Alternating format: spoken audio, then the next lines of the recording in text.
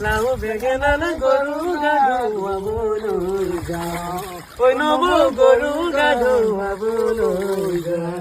দীঘলতিৰ পাত মাখিয়তিৰ চাত হাতত খৰিকাত লাও বেঙেনা লৈ গৰু গা ধুৱাবলৈ যাওঁ দীঘলতিৰ পাত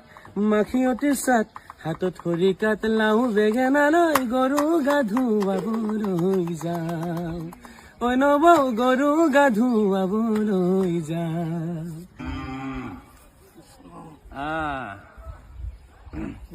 হৈছে নে এক মিনিট ৰৈ থাকো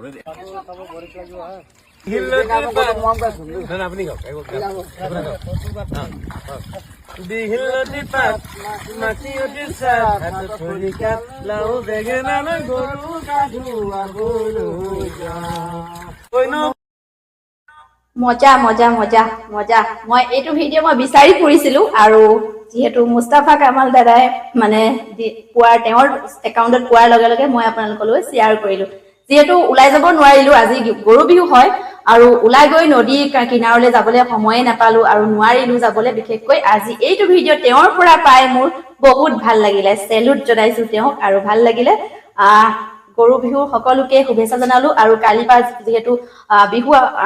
ৰঙালী বিহুৰ সকলোকে শুভেচ্ছা জনালো আকৌ পুনৰবাৰ ধন্যবাদ